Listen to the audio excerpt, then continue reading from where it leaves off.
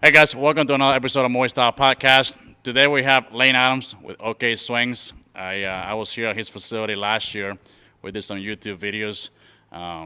He showed some great drills for hitting. And if you want to look it up, you can go to my YouTube channel and just type in hitting drills Lane Adams or with Lane Adams, and you'll see it there. But today I got him back for a podcast because I really want kids to see, what it takes to make it to the big leagues. Because I know a lot of kids, nowadays they see that dream a lot more possible, but they don't know. A lot of times they don't know where to go, where to start.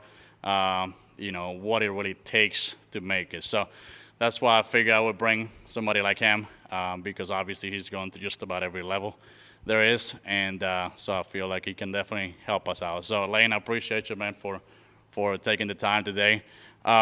So if like the first thing I want to ask you before I even jump into how to make and all that stuff. So like how long? I mean, what age do you think they should start doing private training? The kids. Privately, it's a great question. Everyone kind of varies as far as maturity goes and things of that nature.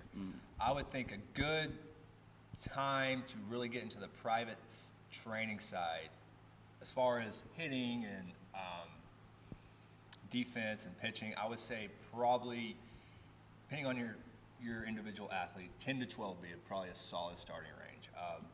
If he's capable of handling that workload and kind of having the maturity to process information 10, good. If not, if the age is 12, somewhere in there. Anything before that, there's just going to be some, there's going to be a little bit of a, kind of a hesitancy on learning, just because kids are so young, their body is a little uncoordinated. And also, you kind of want kids to, in my experience, you kind of want the younger kids to kind of like carve out their own path in a way. You don't want to start so young to where it's just you're telling them to do X, Y, Z, and now they don't really have that learning curve of their own. I think that kind of brings up that kind of, when you have that, it kind of helps them create a little more self-awareness in what they're doing at an individual standpoint before you start kind of structuring them to do X, Y, Z. Right. Right, and that's what I was going to ask you because I know obviously we talked about off camera like you were naturally skilled certain things in baseball and but why do you think like it would be really beneficial for these kids to learn at a young age these skills? Because I know you talked about before that you didn't really learn how to hit, and I'm talking about hitting not like you didn't know how to hit a baseball, but become an actual hitter until you were what age you said? I was probably a more mature hitter. I would say 24 to 25ish, probably halfway through my career is when Right. the light bulb started clicking. Right. So why is it important for them to start at a young age? Like, how is that going to help them get ahead Um, if they're mature enough, right? Yeah, really just the process of taking every failure and success as a lesson. Okay, a lot of people see failure as some detrimental thing. We talked off camera, big league hitters, before they were big league hitters, they had to ascend up through, high school, college, minor leagues, major leagues. Right. And in that path, in that journey, is a lot of successes and even more failures. So, and that's how going through those peaks and valleys is kind of the outcome of what makes a good hitter.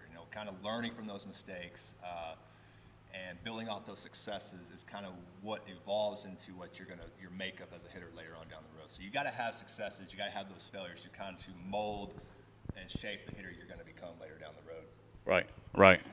Now, let's say we have a kid that's got huge dreams and just like you were saying off camera before, before social media, it looked like making it to the big leagues it was impossible.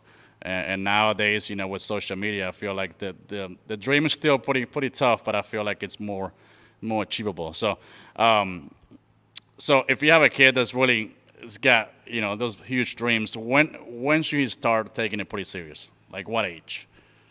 I would say to really start working serious. I would say no later than 14, Okay. 12. Now you'll probably have. I would say 12 probably a good start. I wouldn't go any later than 14. Right.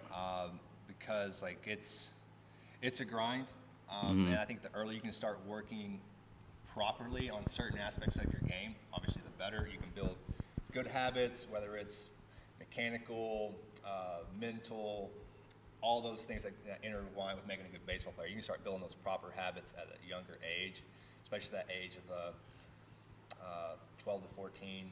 You know, the less you're having to kind of reroute your system when you're 16, 17, 18. I think anytime around there is it would be a good start. And you also give yourself a little bit of time for that trial and error. You can kind of experiment a little bit more, give yourself, tinker with some things. This doesn't work, this works. You kind of give yourself a little more trial and error, so Right. you're trying to pick it up so late. No, that makes a lot of sense. Now, what about you? Like, when did you actually?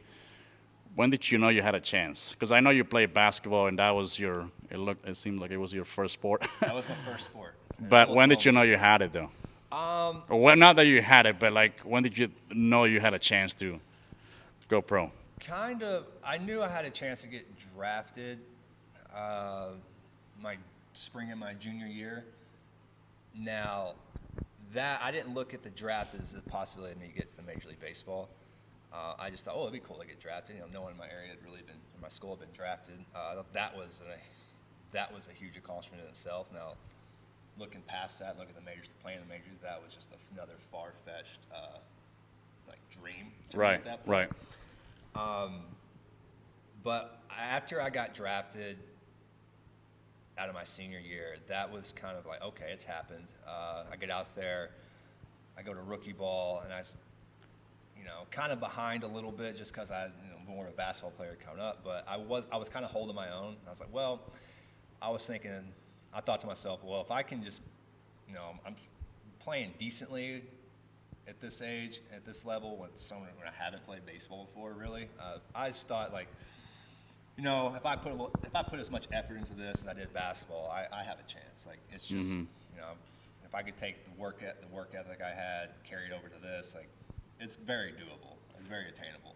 Right, but what age did you actually start hearing you had a possibility of maybe getting drafted, or maybe you had scouts looking at you? 17 was the first time I had a scout look at me. Were you a junior or I was senior? A junior in high school. Okay. Junior in high school, and after I got drafted, I was about 19. I just turned 19. That was when 19 is when I set in. It's like, hey, I can actually kind of, do this. That was kind of really like the major league dream kind of set in. Right. The reality of that. I got you. And what was your strength? Was it your hitting?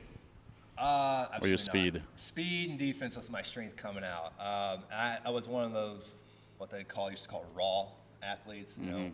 Size, speed, athleticism. Maybe you can learn how to play baseball. I'm pretty much the definition of that. Right.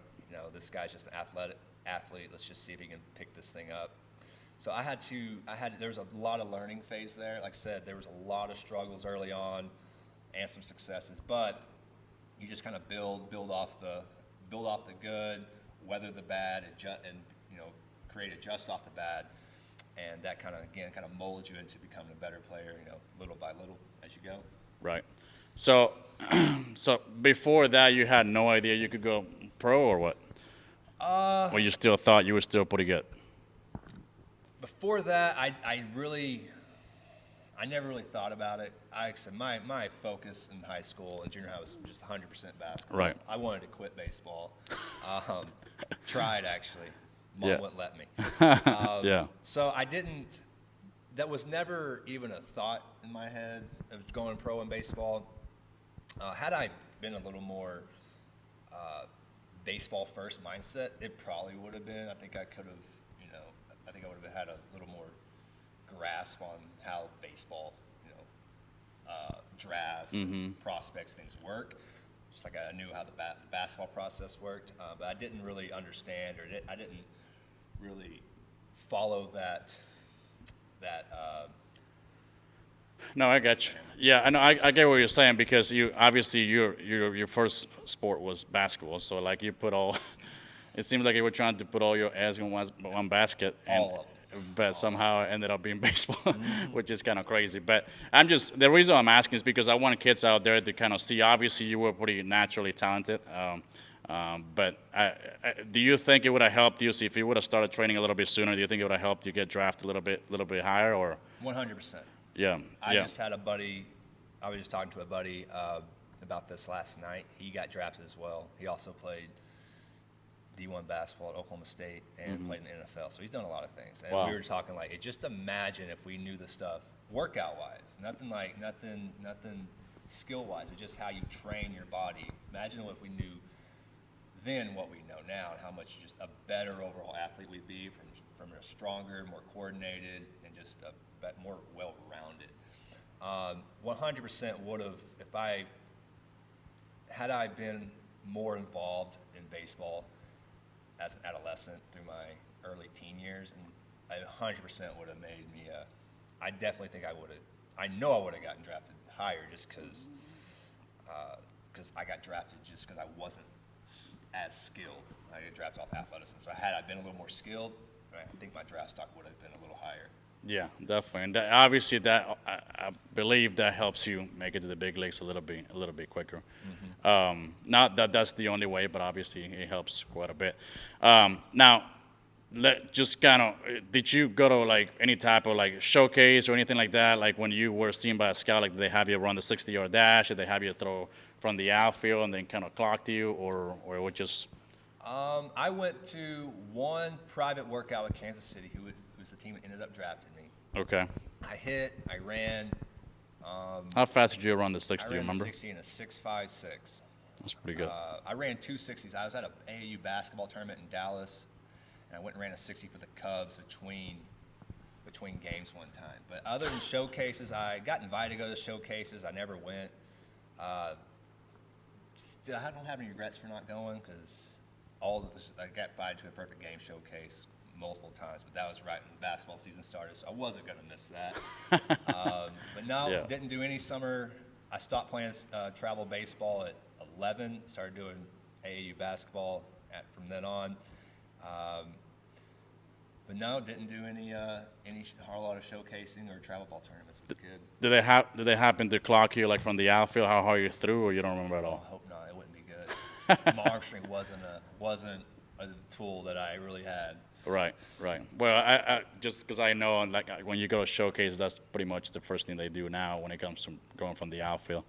Now, let me ask you this: so if a kid wants to go pro, he wants to get drafted. So, like, does he have to go to a bunch of showcases, or do you think he should focus more on training, or a balance of both? Because the reason why I say this, because I feel like, just my opinion, but I feel like a lot of parents may spend a lot of money, going to different showcases, and I feel like the kids are not ready. You may say something different, but that's kind of the way I look at it. I agree with you. You want to be able, if you go to showcases, you want to be able to showcase. You don't want to just go to a showcase and just say you win. Like, you want to be able to go out there and showcase what you have, and you got to have something worth showcasing for. So, right. I think a lot of the times, if you could just prepare yourself from a physical, get your body right, get faster, get stronger, become a better hitter, fielder, thrower, whatever it may be, just get really good at that stuff. And then when it comes time to it, and it's time to showcase later in your years, like you'll be ready. I think a lot of you see kids going to these showcases at 7th, 8th grade. It's like some of these kids' bodies aren't even halfway matured yet, or even a quarter way matured yet. Like, there's really nothing to showcase. I think a lot of the times, like what you do, it really only matters when you're 17, 18 years old. When you get close to your junior and senior, that's when teams are going to really start looking at you as a potential draft pick or a potential D1 college type player. A 7th, 8th grade, 12, 13 age. It's just too young to tell. A lot of the times, just puberty wins those battles. Whoever's gone through the stages of that usually has the heads up, or the. Yeah, whoever hits puberty first is the one that wins. The winner. Yeah, no, that's a good point, because again, I'm not bashing on any showcase. I just know that a lot of kids end up, because I know them myself, and they end up going all over the place, and they're not even ready for it. And the reason why I say this, because back where I'm from, obviously those baseball academies didn't start coming up a lot, getting bigger, I guess, until like when I got to a certain age. Nowadays, I mean, it's all over all over Venezuela and Dominican Republic, everywhere. But they actually train you for you to actually perform at the showcase, not just go through a showcase just to say that you went through a showcase, which back home is more, major league showcases, but it's not necessarily colleges at all. Here you got colleges too, but I think that's pretty important. But if you were to go back and you were, I'm gonna put you on the spot here. So if you were to go back and let's say you're trying to train for a showcase, what would you try to focus on the most, or like a couple of things that you would focus on? I would focus on if I'm 18, if I'm 17 years old and getting ready to go to the showcase, I'm going to clean up my swing. I'm going to be as fast as I can, and I want to be as strong as I can without being heavy. Okay, I want to be able to move. A lot of people, good point. A lot of players, I think this is where a lot of younger athletes go wrong. They just want to get big. Okay, well, yes, there's a difference between big and strong. Okay, you want to be strong, but you also want to be able to move. Okay, and I think a lot of scouts, they look at players that can move. They look at athleticism first. Okay, they know at 17, 18 years old, it's not about being big. It's about being coordinated, strong, and fast. And they know you're gonna put on size as you get older. I graduated at 195 pounds. I played through the big leagues in my pro career when I aged and got 20s and 30s at anywhere from 220 to 235. You're gonna put on size as you age. How tall are you? 6'3". 6'3". Yeah.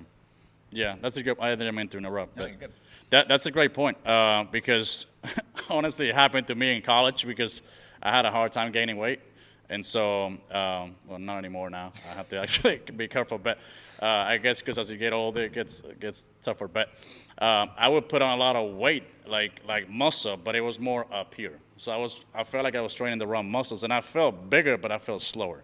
So that's a great point because a lot of kids, they want to get stronger, but they end up doing the wrong thing. So I feel like they need to really be more proportional instead of just trying to be like an ice cream cone. That's the way I looked at myself. Right. I was big here and small down there. So that was a pretty bad deal. But so now, if they want to choose do you recommend, obviously everybody's different, everybody's skill is different, but would you recommend signing out of high school, unless you're a number one pick, but did you recommend signing out of high school, or if you were to go back, would you go to college first and then get drafted, or what do you think you would have done if you were to go back?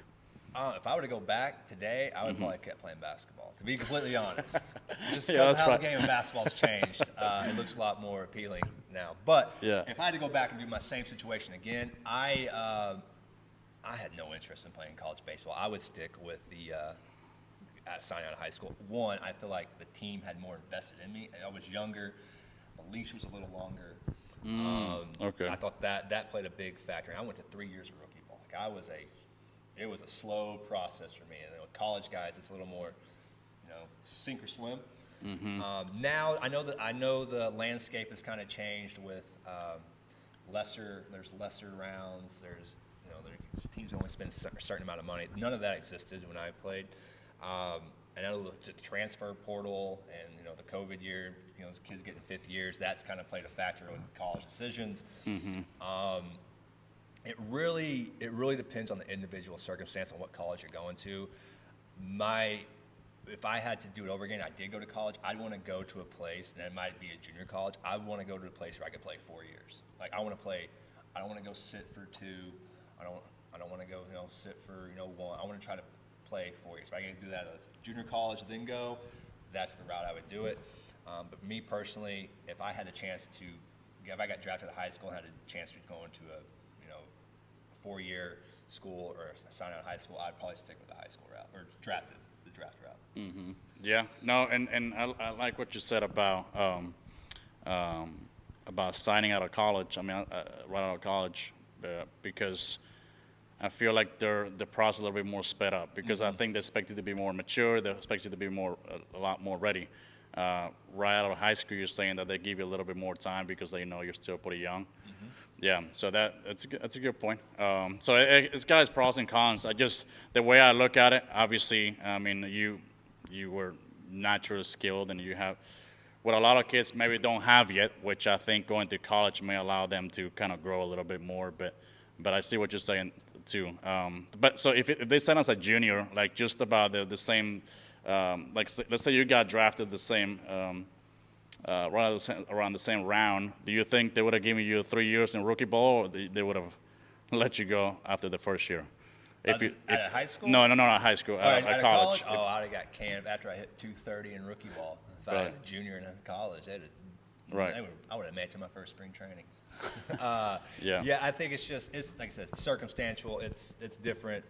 I had a bunch of, when I was in A-ball, my roommate in A-ball was a college kid who just got drafted. I've been in the organization for 3 years. He had just gotten drafted.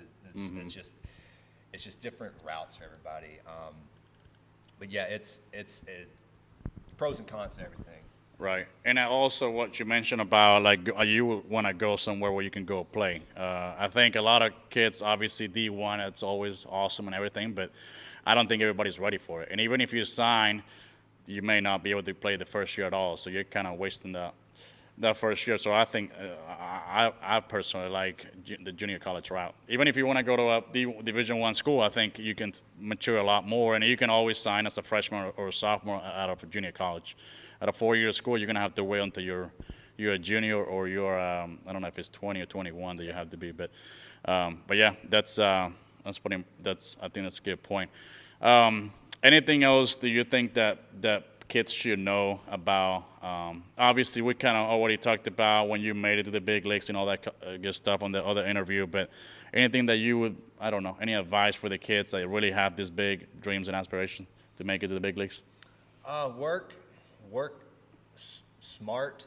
There's a lot of information out there, information I wish I would have had access to. You got guys like him like Moy over here doing really good infield and hitting stuff. There's guys all over the internet. Cipher through, find stuff that works, grind it out, trust it, have a plan every day, and just have fun, and just buy into the process. I know it's cliche. Right. But as you get older, I thought it was cliche too. You hear process talk. There's a lot of truth to it. You just gotta work accordingly, work to your strengths, and play to your strengths.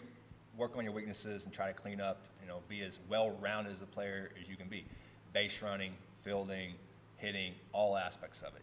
You want to be able to dominate the game and not just defensive side and hitting side, but in all aspects of the game. The more you can contribute and be a winning player at different aspects of the game, the more your value goes up. Okay, so don't just get caught up in being the starting shortstop. Learn how to play a couple positions. Like, make yourself valuable.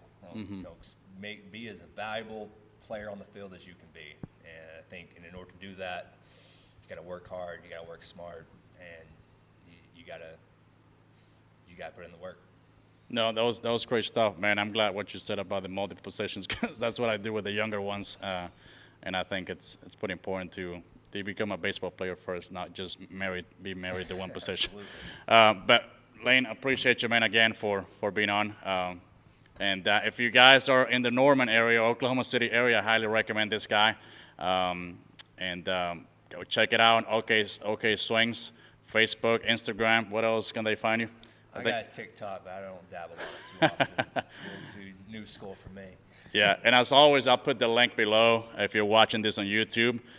And again, if you're watching this on YouTube, please subscribe, give it a thumbs up, and remember, keep it Moy Style. Hey guys, Moy Style Baseball here. If you're interested in having me come out to your city for a fielding camp or a hitting camp, or if you're in the Oklahoma area and you're looking for private lessons or group lessons, you can shoot me a text at 251-509-3815. You can also email me at moystyle33@gmail.com. Keep it Moy Style.